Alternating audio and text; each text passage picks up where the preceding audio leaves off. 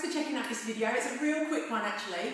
A couple of days ago Facebook announced the big change that they're allowing now people to run competitions and promotions on the timeline, which was basically, when we heard it, we thought, well, this is a really great opportunity for us to actually brainstorm, you know, what are the pros for a business running a competition on the timeline, and obviously what are the cons as well. So I just wanted to elaborate that in this video, and then definitely head over to our blog to read further details around this. So, of course, it's a great change. We love changes.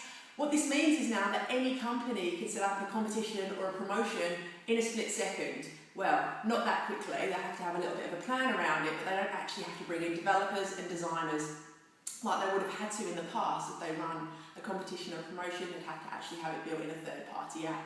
So it's a great thing, especially for small business with less cash. They can set up that competition and run it. So that's a really strong pro.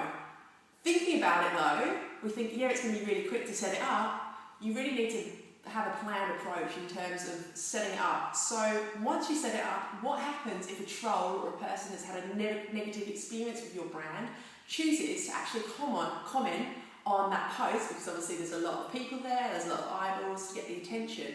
What are you going to do? You know, what are you going to say? How are you going to deal with it, and what time frame? So I think it's not so much a con, but what you need to consider is revising your crisis management plan now this new feature or this new option is available for Facebook. Number 2 on the cons, on the pros even.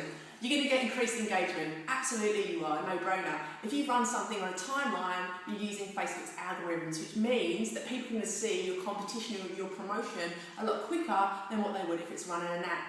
But again, ensure that you have that crisis management plan in place around this in case you get some negative feedback.